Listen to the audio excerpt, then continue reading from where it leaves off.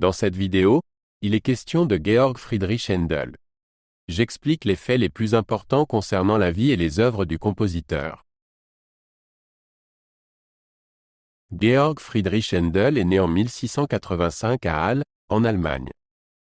Son père était un chirurgien respecté qui voulait initialement que son fils étudie le droit.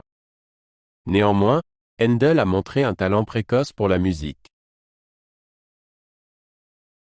Händel a d'abord étudié à l'université de Halle avant de se consacrer à la musique. Il a étudié sous la direction de Friedrich Wilhelm Zacho, un maître de l'orgue et de la composition. Il est rapidement devenu clair que Händel était un prodige musical. En 1706, Händel a déménagé en Italie pour perfectionner ses compétences musicales. Il a voyagé à travers plusieurs villes, dont Rome et Venise. Pendant cette période, il a écrit certaines de ses opéras italiens les plus célèbres. En 1712, Händel s'est installé à Londres, où il a passé le reste de sa vie. Il y a créé certaines de ses œuvres les plus célèbres, y compris de nombreux opéras et oratorios. Il est rapidement devenu un compositeur célébré. L'une des œuvres les plus célèbres de Händel est l'oratorio « Le Messie ». Il a été composé en 1741 et a été créé un an plus tard à Dublin.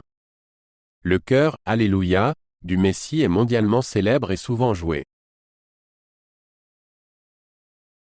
Händel était connu pour sa capacité à combiner diverses formes et styles musicaux. Sa musique inclut des influences allemandes, italiennes et françaises. Il était un maître de l'orchestration et de la mélodie. Händel a considérablement influencé le développement de l'opéra et de l'oratorio. Ses œuvres ont été étudiées et admirées par de nombreux compositeurs ultérieurs, dont Wolfgang Amadeus Mozart et Ludwig van Beethoven. Dans ces dernières années, Händel a souffert de problèmes de santé, y compris de la cécité.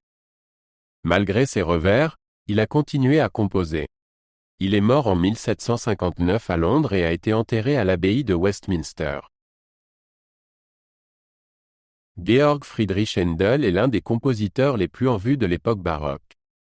Sa capacité à combiner la profondeur émotionnelle et la finesse technique en fait une figure clé de l'histoire de la musique du XVIIIe siècle.